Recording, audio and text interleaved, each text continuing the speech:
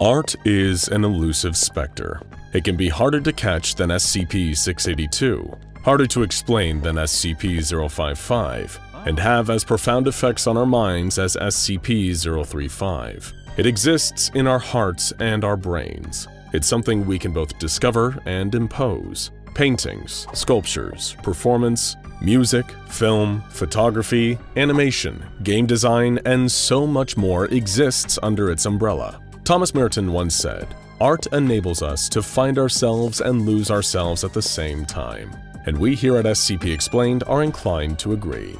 Even the video you're watching right now is a kind of art. It's the product of hard work by writers, editors, animators, a voice artist, hello, and the producers who bring it all together. Really, where would we be without it? But of course, there's always going to be people out there who want to push the boundaries of art just that little bit further. The avant-garde artists who work on the fringes, pioneers willing to delve further into the darkest corners of human experience, and sometimes even beyond. That's right. Welcome to the wonderful and weird world of anartists, a word that, in and of itself, has a kind of artistry to it. It's short for anomalous artists, as in artists who work with the medium of explicitly anomalous objects or materials. The more perceptive among you may have also noticed its similarity to the word anarchists, as in rejectors of rigid rules and order, like the kind imposed by the SCP Foundation. And when it comes to the world of anartists, you'll find that a certain group comes up again and again and again. Are we cool yet? You've probably heard of it before in passing, but there's a lot about this anomalous art collective that remains mysterious, until today. We're going to grab our berets and paint-stained aprons and dive deep into the anart scene, as well as their most controversial group of interest. One thing is for sure, it's going to get incredibly strange from here on in. But hey, it's art. What can you expect? The structure and reputation of Are We Cool Yet is a complicated and contentious topic, even within the world of anart. Much like the Serpent's Hand, the group is incredibly decentralized, with no governing body or binding ethos, save for the commitment to produce anart. Proponents of Are We Cool Yet think of it as a kind of binding ethos. Someone can become a member of Are We Cool Yet without even knowing about the group beforehand. This is why, as long as the memory and reputation of the group remains alive, the SCP Foundation can't effectively shut them down. Some work under the banner of Are We Cool Yet alone, toiling away driven by sheer passion for the art they create. Others work in creative salons, typically led by a smaller group of artistic visionaries, working to turn their combined skills into more ambitious varieties of anart. A common philosophy of the group is wanting to make their art visible to the world, often to make a statement or start a discussion among the public. Naturally, this particular drive is liable to make local Foundation authorities burst a blood vessel. Or maybe they really just don't get art. I mean, look at Dr. Gears especially. Does he strike you as the kind of guy who would take some time out of his day to stroll around a gallery? He'd probably murmur some snide comment about it being a waste of printing paper. Anyway, before we proceed further into Are We Cool Yet, as it is today, its relationship with other groups of interest, its splinter cells, and some of its notable creations its members have produced, we need to go back to the past and discuss the group's creation. Thankfully, this group's history can be traced back to the 1800s, rather than us needing to trace it all the way back to the creation of humanity and the universe, like the Church of the Broken God or the Children of the Scarlet King. The rather amazing thing about this particular group is that its whole identity can be traced back to an argument between two famous artists, Marcel Duchamp and Ruiz Marcos. For those who need a little refresher on art history, Duchamp's most famous pieces are probably Fountain, the iconic signed urinal, and LHOOQ, the painting of the Mona Lisa defaced with a mustache and a goatee. And Ruiz Marcos is best known for painting the colors in your darkest nightmares. That strange feeling you get at an empty train station in the middle of the night, and the subtle whiff of burnt toast you get before a cerebral event. The following is a critical extract from The Coolest War, Memories of a Critic, an anonymously penned opus on the nature of anart and the creation of Are We Cool Yet, detailing the group's early history and defining embryonic moments. In the 19th century, the march of progress made it possible for the first time for human science to contemplate and comprehend those phenomena which had long seemed to contravene the laws of nature. Within a matter of decades, concepts that had long been viewed as witchcraft or sorcery were laid bare in the terms of a new and secret science, and governments and organizations around the world began to classify, study, and collect all such anomalies. And just as artists throughout history have turned a critical eye to the events of the day in their work, so too did the artists of this scientific renaissance begin to interpret these new discoveries on canvas. By the 1870s, Paris was the center of the world of anomalous art, and the city stood witness to endless debates about the role of the anomalous in art, or whether such a role existed at all. When in 1874 the famous Salon des Magnifiques refused to allow any works of a phantasmagorical nature to be displayed at the Grand Exhibition, those artists shut out by the committee organized their own counter-exhibition to be held at the same time across the river. Sommes-nous devenus magnifiques, as the show came to be called, was the talk of the Parisian press for months, earning equal amounts of curiosity, dismal, and outright derision. But the exiled gadflies had made their point. The paranormal, the anomalous, and the bizarre had found a place in the world of art and would not be so easily gotten rid of. Sommes-nous devenus magnifiques held its exhibitions every 10 years thereafter, and as time passed, the world of anomalous art grew larger. From its beginnings in Paris, artists from all across France and Europe, and later from the Americas and the Orient as well, began attending the increasingly prestigious and increasingly bizarre and difficult to keep hidden from the disdainful eyes of a concerned government exhibition, expressing new and different interpretations of the role of the anomalous in human life. It was at the 6th Decennial Exhibition in 1924 that the growing rift between the two largest schools of thought, logical versus emotional, science versus faith, old world versus new, came to a head, for it was at that show that for the first time, the works of the French surrealist Marcel Duchamp would be exhibited alongside those of Ruiz Marcos, the Mexican artist whose themes of magical realism and religious awe intertwined with the viscerally accessible fortenia of our world had set art critics worldwide at war with each other. Those who saw the two during the days leading up to the openings of the exhibition said they spent nearly the entire time in heated discussion with one another, in English for neither spoke the other's mother tongue, confidently about everything under the sun, the importance of the artist in relation to his work, the importance of context, faith, knowledge, law, free will, God, the state, democracy, Marxism, the war, the League of Nations, and the best way to serve a cup of coffee. It seemed that they might continue bickering through the entire exhibition, but as the artists prepared to greet the assembled press on the morning of its grand opening, they appeared to have eventually come to an understanding. If there is one image that comes to mind of any art historian when the 1924 Expo is brought up, it is of that iconic photo of Duchamp and Ruiz posing side by side with their fellow artists in front of the still closed doors, Marcos seemingly leaning over to whisper something in Duchamp's ear. For decades, many have speculated on what words Marcos had for his colleague during that memorable instant, a question of metaphysics, or a challenge, an affirmation of their coming to terms, a reminder of them. According to one reporter who claimed he stood close enough to overhear that whisper amidst the din of the crowd, it was all. As you can see, the themes that run through the entirety of this group of interests got their start early on.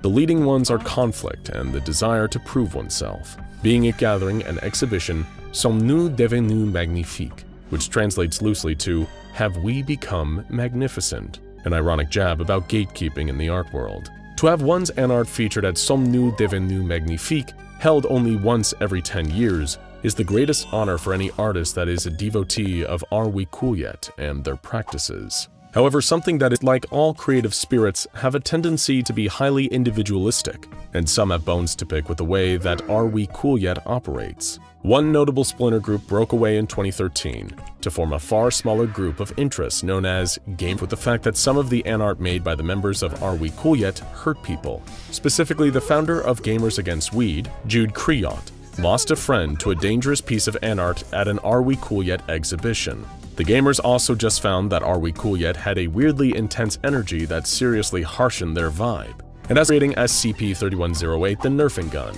and SCP-2586 Mr. Literal Serial Killer, and we swear that's less nasty than it sounds. The violence that this particular art collective allows is a point of contention among a lot of artists. Some ex-members have joined the more pacifistic sects of the Serpent's Hand, where they can still follow their dreams of exposing the anomalous to the public, without needing to rub elbows with the kind of people who believe that art projects have a certain amount of acceptable casualties. Naturally, because of their laissez-faire attitude towards death and destruction, as well as their commitment to making sure their unique anart is seen by the world, Are We Cool Yet is actively despised by the SCP Foundation, the Global Occult Coalition, the FBI's Unusual Incidents Unit, and the Horizon Initiative. Confirmed members are to be arrested, contained, and questioned for further information on site. Dr. Wondertainment is a lot more amicable with members of Are We Cool Yet?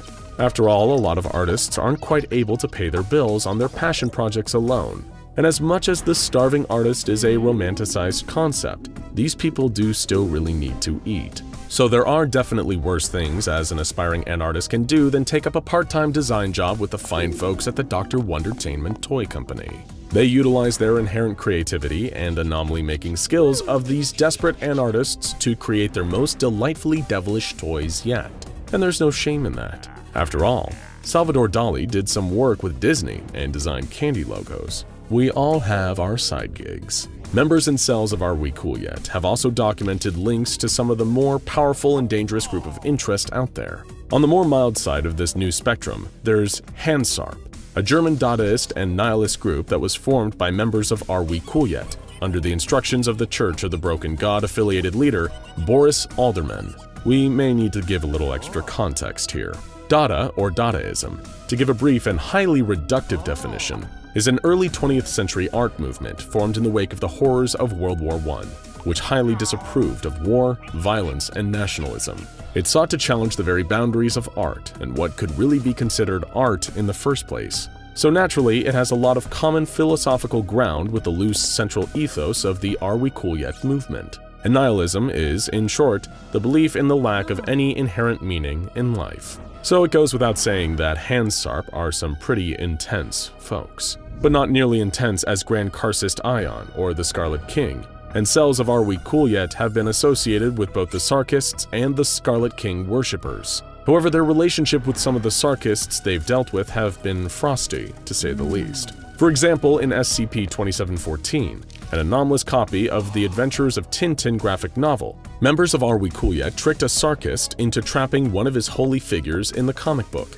before killing the poor sap's father. A lot of creators suffer for their art, but the really unpleasant folks make other people suffer for their art, and Are We Cool Yet has plenty of those. Another Are We Cool Yet cell known as Cool Yet Radio, which focused on making audio-based anomalous art pieces, created SCP-4150, a version of the classic Beatles song Penny Lane, with a cognito-hazardous effect added. Intriguingly, this song contains a lyric referencing the Seventh King, which is believed to be a nod to, you guessed it, the ever-unpleasant nightmarish chaos god, the Scarlet King.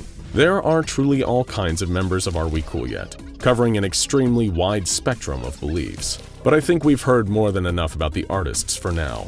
How about instead, we have our own little Sommes-nous devenus magnifiques exhibition right here, and take a look at some of Are We Cool Yet's finest pieces of anomalous art. Of course, the non-anomalous world is no stranger to dangerous and provocative art pieces. Performance artist Marina Abramovic put herself in real danger by involving knives and guns in her performance piece, Rhythm Zero. And Ron Athey put himself at the mercy of a wig full of needles to raise awareness of HIV in his piece, Self-Obliteration. But no non-anomalous art piece will ever be as deadly as SCP-173. That's right, the sculpture is heavily theorized to be a piece of deadly anart created by a powerful anartist known as the Sculptor. It's believed to be a commentary on the nature of humanity itself, an attention seeker who only knows how to commit violence and defecate. For something a little less deadly, there's SCP-092, a collection of 3,125 CDs, each titled The Absolute Best of the Fifth Dimension. This piece was created collaboratively by the musical group Fifth Dimension and a member of Are We Cool Yet? Anyone listening to the album is forced to listen to every song in a row, at which point anyone who listened will exclaim, "Wow, that was real cool." However, the artists felt this wasn't their finest work, and turned themselves and the CDs into the SCP Foundation for voluntary containment. Then there's the commission piece SCP-2635, The Hot Potato. This was initially paid for by a Chechenian rebel group planning to take out their Russian enemies, and the artist taking the commission was happy to give it a theatrical and artistic flair. Any group that possesses the potato for more than 1 calendar year will lose half of its members as they begin to spontaneously combust. To keep these effects from occurring, it's continually passed between groups, living up to its nickname as the hot potato. Some great art can come out of spite. A good example is SCP-4879, a soapstone polar bear statue that has the frightening ability to take away the special talents of anyone standing in its proximity. It was created by an artist filled with spite at the success and talent of his fellow artists, and wished to take away their artistic spark. However, in what seems like a meditation on the ultimately self-destructive nature of spite, the very creation of SCP-4879 wound up forever squashing whatever creative abilities its creator had. Then we have this little anomalous art taster plate, the nightmare-inducing SCP-1057, a kind of anti-shadow, a selectively tangible shape that, despite technically not being there, can behave and kill like an adult tiger shark. And to make things even more frightening, this beast was first found after it devoured people in an otherwise normal swimming pool. A note left by the anti-shark's creator on the swimming pool's bulletin board read, "Panic means that the idea of a shark can be more dangerous than an actual shark. It can be even more dangerous than no shark at all. Are we cool yet?" And we're sure that means something. There you have it, folks. Our crash course on the SCP Foundation's most artistic enemy, the Are We Cool Yet Collective. And look, we're not saying that the Chaos Insurgency are nice people, but they at least just have the decency to not tell us we don't like their murderous site raids because we just don't get it, man. Now go check out SCP-001 Orborocycle, the full story compilation, and SCP Foundation Boss, the Administrator Explained, for more from the weird, wild world of the SCP Foundation.